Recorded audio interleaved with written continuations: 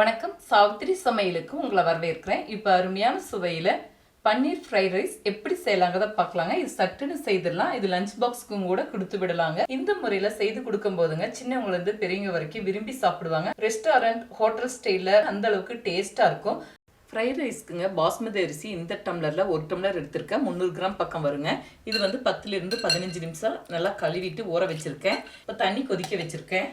அரிசி வந்து வேகும்போது ஒன்று கூட ஒன்று ஒட்டாமல் இருக்க கொதிக்கிற தண்ணியில் 1 ஸ்பூன் ஆயில் விட்டுக்கலாங்க. இது கூடவே அரிசிக்கு தேவையான அளவுக்கு உப்பு சேர்த்துக்கலாம். ஃப்ரைட் ரைஸ் செய்கிறக்கு எல்லாமேங்க இந்த மாதிரி பாஸ்மதி அரிசி தான் உங்களுக்கு சரியாக இருக்கும். பாஸ்மதி அரிசி இல்லாத பட்சத்தில் நீங்கள் நார்மல் அரிசியிலையும் கூட செய்துக்கலாம்.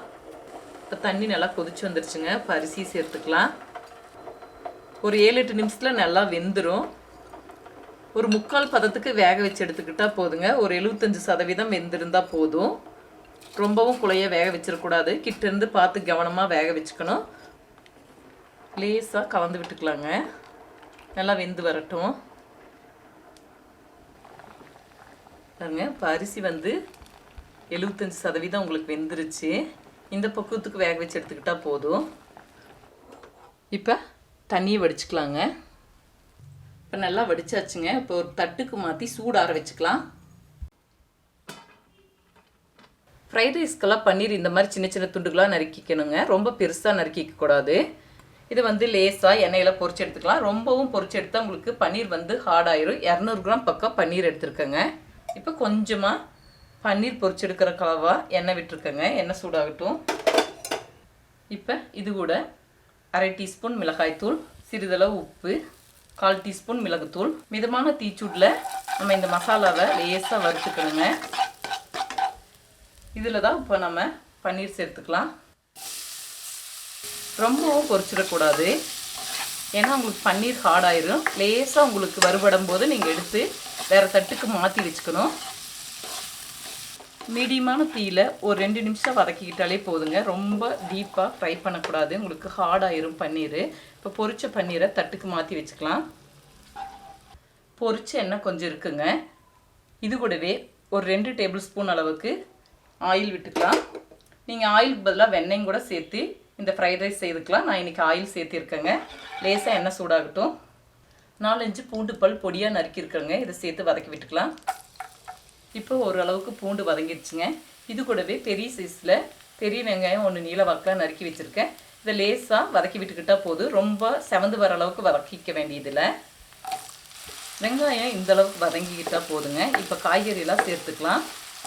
10-12 பீன்ஸ் பொடியாக நறுக்கி வச்சுருக்கேன். இதை சேர்த்துக்கலாம். இது கூடவே ஒரு கேரட், இதெல்லாமே பொடியாக நறுக்கி வச்சுருக்கேங்க. இதை ஹை ஃப்ளேமில் வச்சு நல்லா வதக்கி விட்டுக்கலாம். இதில் ஒரு மீடியம் சைஸ் குடைமிளகாய் நீல வாக்கில் நறுக்கி வச்சுருக்கேன். இதையும் சேர்த்துக்கலாம். இப்போ பன்னீர் வதக்கும் போதுமே நம்ம உப்பு சேர்த்துருக்கோங்க. அதே மாதிரி சாதம் வேக வச்சு வடிச்செடுக்கும் போதும் கூட நம்ம கொஞ்சம் உப்பு சேர்த்திருக்கோம். இந்த காய்கறிக்கு மட்டும் கொஞ்சமாக உப்பு சேர்த்துக்கலாம். நீங்கள் கலந்து விட்டுட்டு ஃப்ரைட் ரைஸில் டேஸ்ட்டு பார்த்துட்டு பத்தலைன்னா கடைசியாக கூட கொஞ்சமாக பொடி உப்பு கலந்துக்கலாம். இப்போ காயெல்லாம் நல்லா வதங்கிடுச்சுங்க. ரொம்பவும் உங்களுக்கு ஓவராக இந்த காயெல்லாம் குக் ஆகக்கூடாது. ஓரளவுக்கு கிரன்ச்சி தன்மையில் இருக்கணும். அதாவது உங்களுக்கு ஒரு 50-60% இந்த காய் நல்லா எண்ணெயில் வதங்கினா போதும். ஹை ஃப்ளேம் வச்சு நீங்கள் வதக்கி விடும்போது சரியாக இருக்கும். இப்போ இந்த பக்குவத்துக்கு நல்லா வதங்கிடுச்சு காய். இது கூட 1 டீஸ்பூன் சோயா சாஸ் உங்கள்கிட்ட இருந்தால் சேர்த்துக்கலாம், இல்லைன்னா தவிர்த்துக்கலாம். இது கூட 1 டீஸ்பூன் ரெட் சில்லி சாஸ். இதையும் நல்லா கலந்து விட்டுக்கலாங்க. இப்போ மீடியம் ஃப்ளேம் வச்சுருக்கேன்.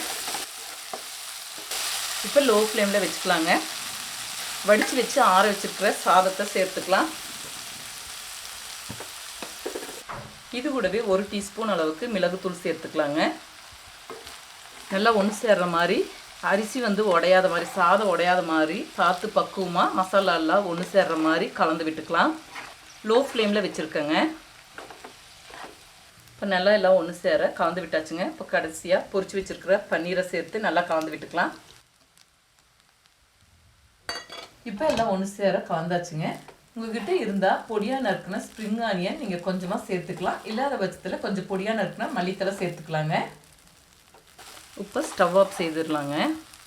இப்போ அருமையான சுவையில் ரெஸ்டாரண்ட் ஸ்டைலில் வீட்டிலேயே சுலபமான முறையில் பன்னீர் ஃப்ரைட் ரைஸ் செய்துட்டேங்க. இந்த முறையில் செய்து கொடுக்கும்போது சின்னவங்கலேருந்து பெரியவங்க வரைக்கும் விரும்பி சாப்பிடுவாங்க. இது லஞ்ச் பாக்ஸ்க்கும் கூட எடுத்துகிட்டு போகலாம். ரொம்ப நல்லா இருக்குங்க. இதே முறையில் செய்து பாருங்கள். இந்த வீடியோ பிடிச்சிருந்தால் லைக் பண்ணுங்கள், ஷேர் பண்ணுங்கள், சப்ஸ்கிரைப் பண்ணுங்கள், கமெண்ட்ஸ் பண்ணுங்கள். அடுத்த வீடியோவில் சந்திக்கலாம்.